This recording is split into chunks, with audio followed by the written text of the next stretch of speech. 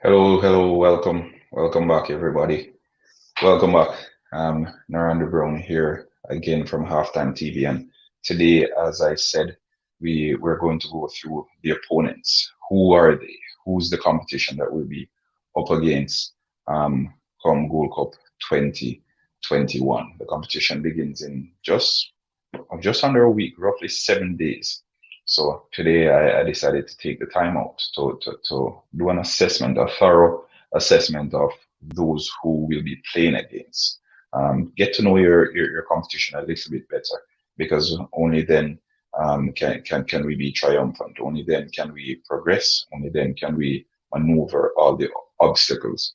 And just a point to note as well for those who watch my videos, for those who support the channel. Remember, active listening is always key.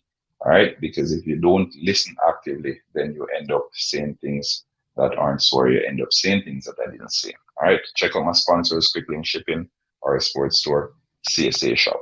We, we're going to have an interesting discussion today, and I trust each and every one of you guys we will enjoy it. All right, so keep it coming.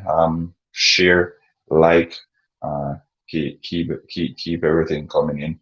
We definitely will be having some fun later on today. All right.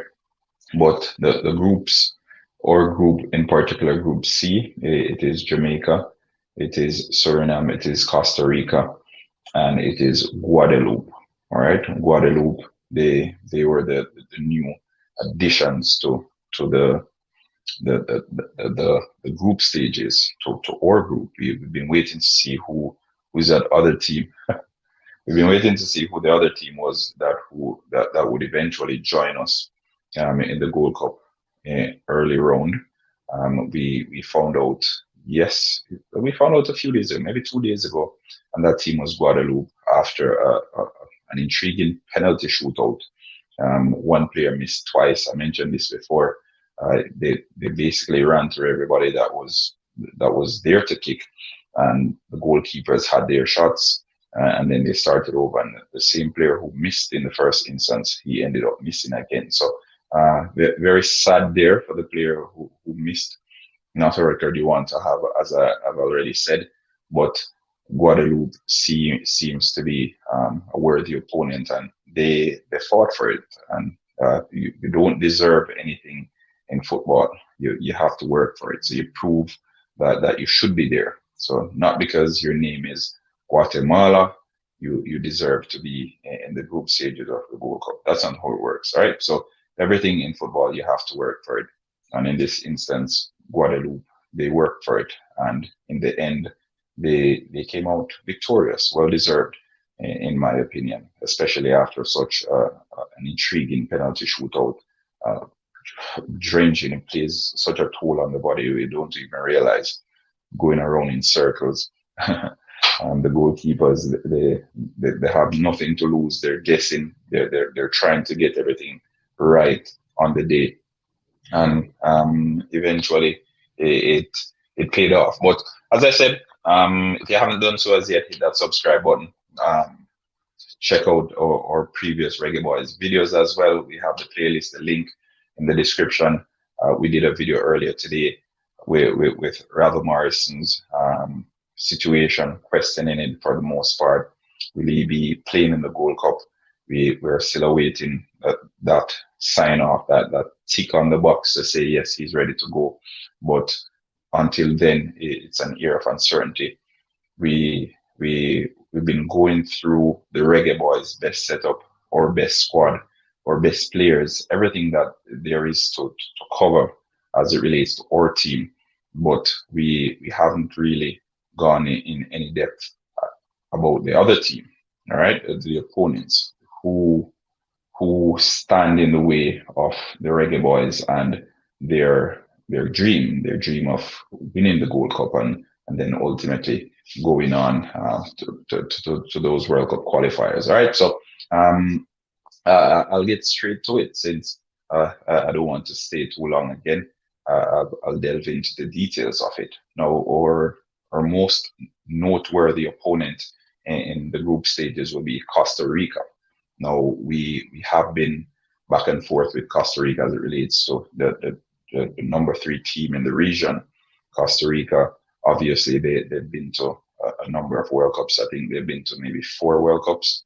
They've been to, yeah, they've been to maybe 4 or 5 World Cups. Their best showing is a quarterfinal, which is good. Jamaica's best showing is actually being in the group stages of the World Cup.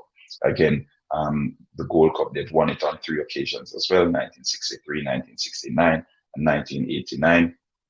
They have championship metal, all right? They know how to win things. These have the Costa Rican team have been Jamaica's main competitors for the longest while. We can rub shoulders with Costa Rica. As it relates to the United States and Mexico, it's a little bit more difficult, but nonetheless, we still try to give worthy account of ourselves whenever we play against them. For Costa Rica, it's a little bit different because we consider them on equal level of as us, the Reggae Boyz. So we have been competing with Costa Rica for the most part, shoulder to shoulder.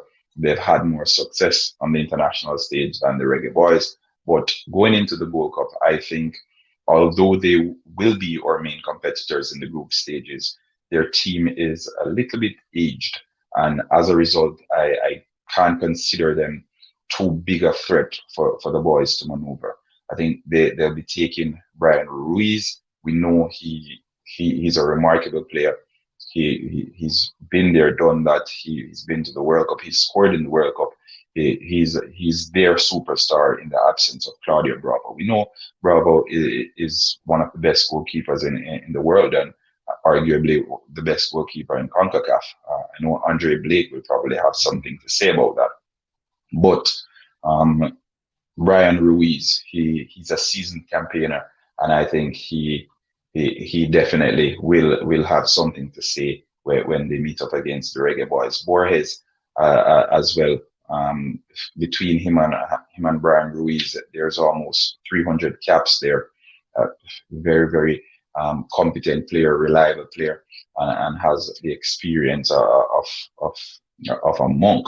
So we look forward to these players, and I think the Costa Rican team, they'll be looking forward to playing the Reggae Boyz as well. Costa Rica's best ranking is 16th. They're currently ranked 50th.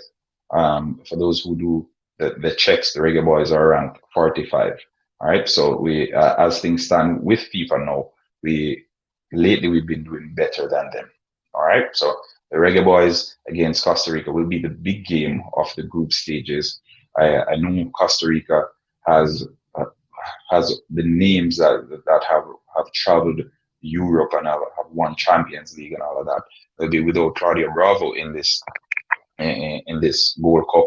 They opted for a few. Well, I think one young goalkeeper and then a few others who've been around the team for some time. So again, Costa Rica, an interesting matchup for the Reggae Boyz. Over 12 players, roughly over 30 years old, little bit aged, but nonetheless, they will be a more than worthy opponent for the Reggae Boyz come the group stages of the competition. Now, Suriname, that's the second team that I'll speak about. They are, what can I say? As it relates to Suriname not being a part of CONMEBOL and being a part of CONCACAF, I can definitively say it's more about the geography. Suriname's cultural values and ties, they go more with what's happening in the Caribbean and in this side rather than South America. And as a result, I think that's why they are part of CONCACAF. Also, we have to bear in mind that Suriname gained independence really late. I think they gained independence maybe in the 70s. Somewhere there, CONMEBOL was formed way before. So CONMEBOL was formed, I think, 1916, somewhere there. At that time, Suriname was still considered a colony of Netherlands. So again, Suriname, interesting team. They have European pedigree. They have players who play for Feyenoord, Union Berlin, Ajax, Galatasaray. The captain plays for Galatasaray. Dunk. He he's been around the team for quite some time. I think he's 35 years old now, so he's more than capable as a leader. But for the most part, they have some young Dutch players in that setup. A lot of the players in Suriname's team were born in the Netherlands.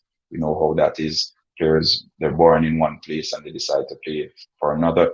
Malouda, for example, a few years ago, he was born in French Guinea and he decided to play for France. And then after retiring for France, then he opted to play for French Guinea again. So it's one of those things, colonization, they call it. It had a lot of negatives, but it comes with its positives as well. And one of those positives is freedom of movement, especially with these players now being able to go back and forth and to play for the country of birth as well as to get better lives in the colonies, in the colonizers, sorry. Suriname, interesting team in my opinion. The striker of Suriname's team, Nigel Hasselbank, he's the nephew of Jimmy Floyd Hasselbank. If that name rings a bell, it's probably because he's a popular figure. The former Chelsea, Middlesbrough, Leeds striker, it's his nephew. So if his nephew is quite as good as he was, then I think he should give a good account of himself come the Gold Cup. But based on his track record, though, I'm not too impressed. He, however, has had 7 goals in 6 appearances with the Suriname team. So we don't know what to expect when it comes to that. Nonetheless, I think the team has a lot of potential. Players born in Netherlands, the Dutch pedigree, we know the Dutch, they have been known to be technical teams. They know how to play football, total football, they call it. So again, the freedom of movement allows players to go to Suriname based on family ties and that sort of thing if they are not able to make the grade in Netherlands. A lot of these players, they were in Ajax's academy.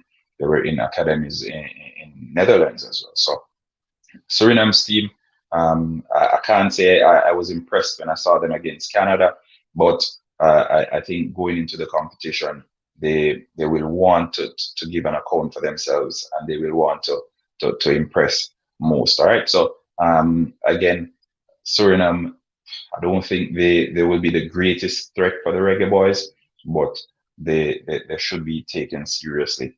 A good team to look forward to, especially in 3 to 4 years as well, because there are a lot of youngsters coming through the ranks of this Suriname team. We know in the Caribbean, especially, we don't consider Suriname as a footballing team or a footballing nation. But again, football is never played on paper. It's on the day. And if these youngsters come out with the hunger and the drive to win a game in the Gold Cup, then it should make things interesting. And that's the beauty of sports. It's unpredictable. And we always like to see interesting stuff. All right. So that's Suriname for you. Will Suriname pose an upset? Can Suriname pose an upset? I don't know. I'm waiting to see. But going through their roster, the past few games that they've had, some of them have been impressive, but also you have to bear in mind the opponents that they've been playing against. And as soon as the first time they played against a worthy opponent, in my opinion, against Canada, they didn't look too impressive. I was somewhat disappointed, really, because there was a lot of hype on the Suriname team going into that game against Canada. And after the game, I was so disappointed. I could have covered my face in pie to how disappointed I was. So that's Suriname for you. If you have any questions, let me know. What are your thoughts? Well, do you think the Suriname team is a worthy opponent to challenge the Reggae Boyz in Group C? Can they muster a challenge at least to our boys? All right, let me know in the comment section. All right. Moving on, I think Guadeloupe, the last team to join our group. I'll take a bit of time with this one because we don't consider Guadeloupe as the biggest football nation, so to speak. We know Guadeloupe is not even a country, if we're to be honest with ourselves, because they are a French territory. Now, for those on here who aren't aware of what this means, it means essentially the French still control Guadeloupe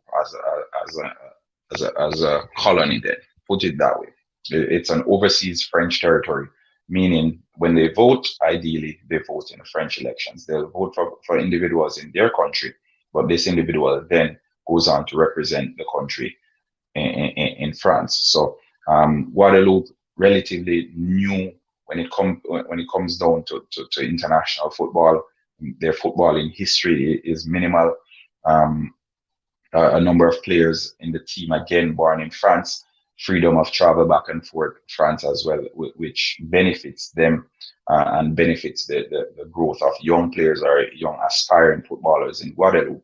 So again, it's one of those things where you look into it and you say, um, one of the benefits of colonization. We're seeing it there in the Guadeloupe team. All right. Now, as I said before, it's a relatively young team. The most capped player in this Guadeloupe team going into World Cup into the Gold Cup, sorry, has 9 caps. So it's a relatively young team. This player, he debuted in 2018.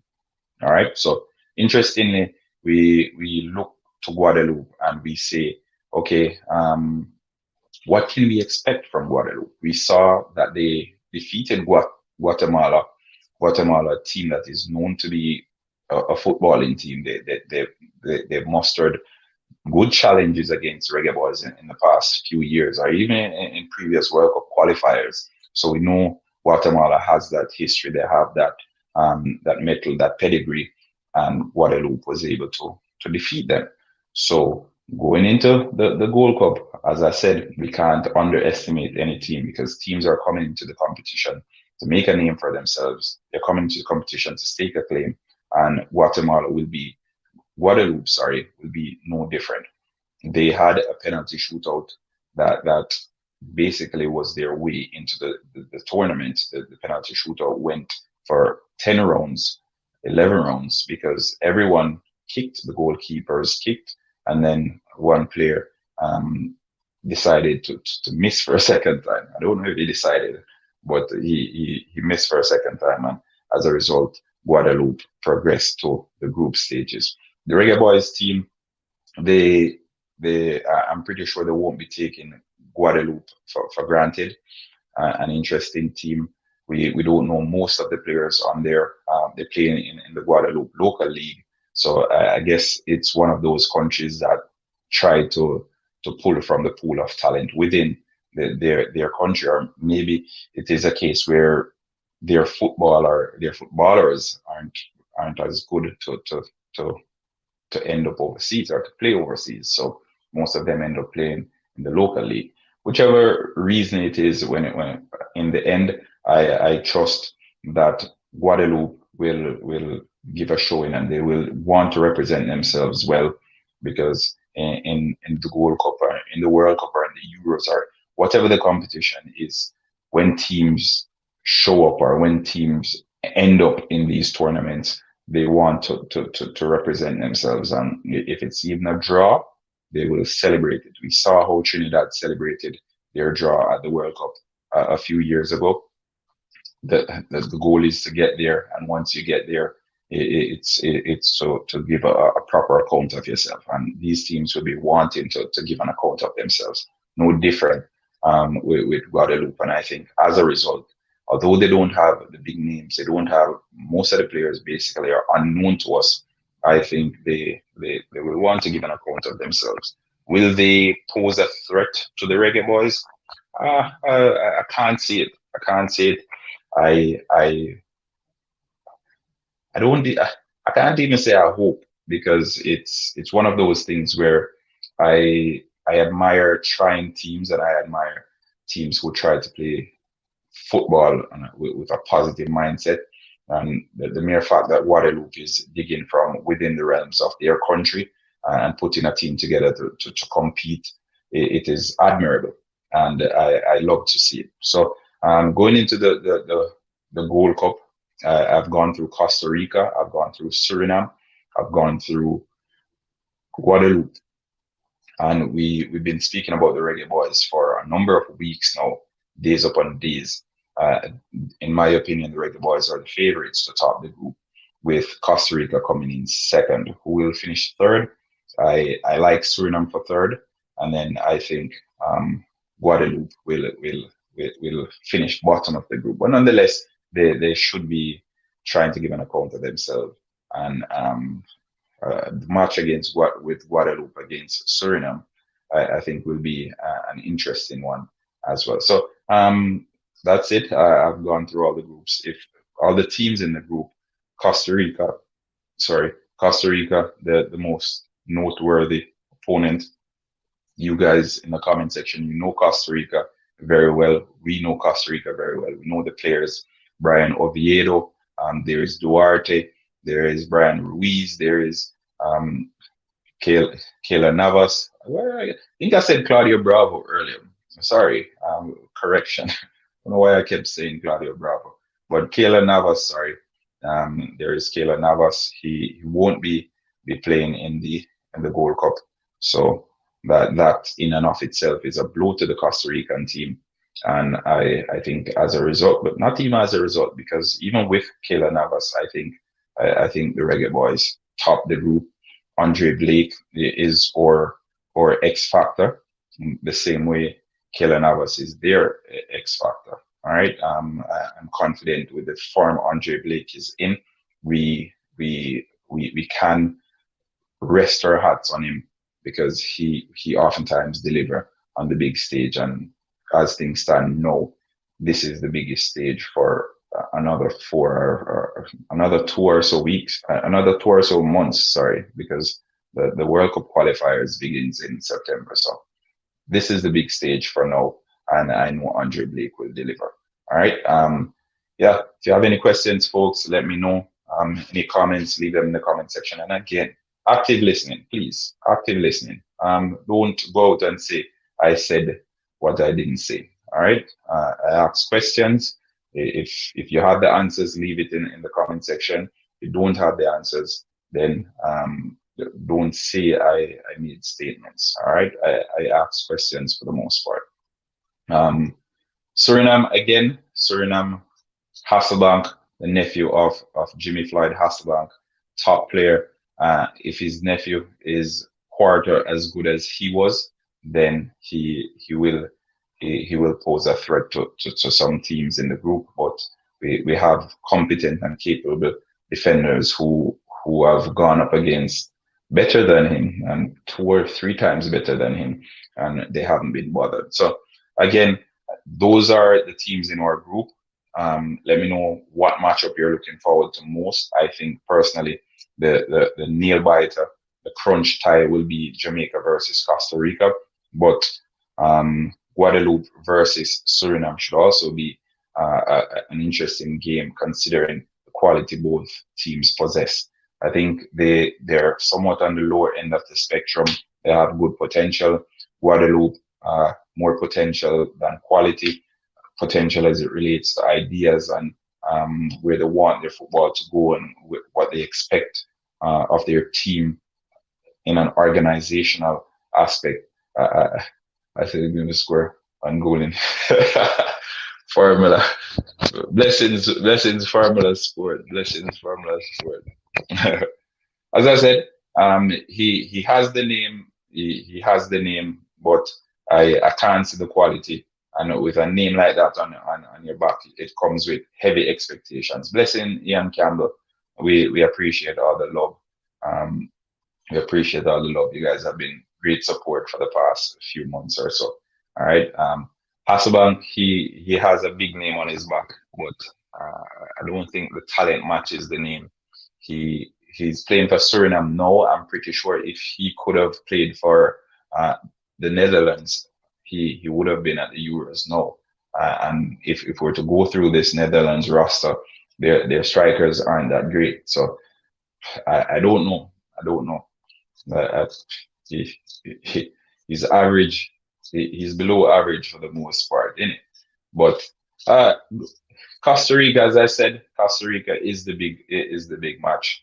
Costa Rica is a big tie, the one that we should look forward to, one that we've all been anticipating, and I think it's the group decider for us. An interesting point to note as well for those on here who don't know, the group that the Reggae Boyz are in, the group that the Reggae Boyz are in, Group C, is the only group at the Gold Cup wherein all the teams speak different languages. All right, so the teams in our group, each team speaks a different language. Suriname speaks Dutch, Guadeloupe speaks French, Jamaica English, and Costa Rica speaks Spanish. So, it's a pretty diverse group, if if I am to put it that way.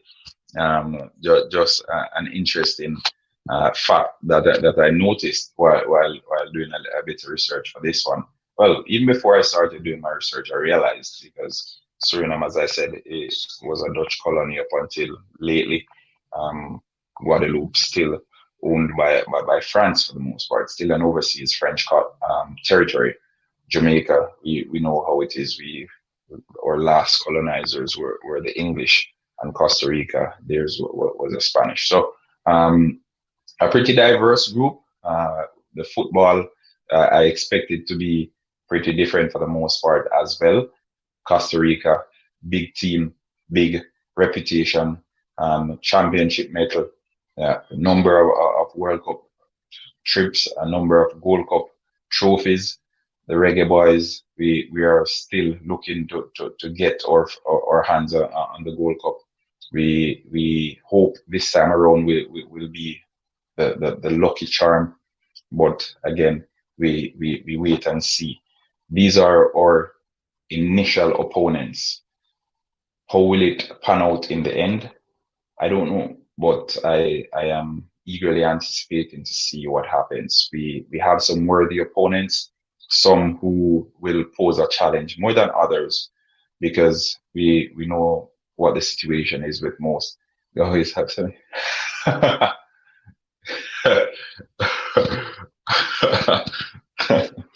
Yeah, well, yeah, formula. Yeah, blessings, man. It's a fun fact. Fun fact. Fun fact.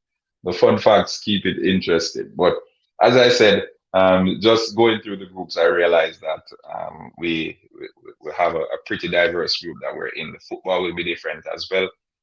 We know that the Dutch players will be playing a different brand of football than the Costa Rican players. As I mentioned, the Costa Rican players, a number of them end up playing in Spain. I think it's a Latin America thing where players oftentimes end up in Spain. It's due to the language. It's easy to adjust that sort of thing, because it's the same thing with Mexico. A lot of Mexican players, they leave Liga MX and they end up in La Liga. So just one of those things. I am waiting to see how the group stages will go. I can't wait for the Gold Cup to begin. I wish I could be there in Florida, but circumstances, I won't be there. Hopefully, I can make the trip for the quarterfinals or or the semifinals. All right. So nonetheless, we anticipate it. All right. Remember to like up the live, folks. To like it up. I won't stay very long. I'm probably aiming for 30 minutes on the dot. I'm trying to do I can't really do the long live, if I'm to be honest with myself. It's too draining. So Formula of Sports and Coach's Desk and Ryan LFC, all you guys, I really admire your work, because it is something that I can't do. I don't know if I'll be able to do one in the future, but let's see. No one knows what the future possesses. But yeah, Costa Rica, the Reggae Boyz, or Jamaica, Suriname, and then it is Guadeloupe. There you have it. I've given you my opinion. I've given you a rundown of all the teams in our group. Now let me know what you think.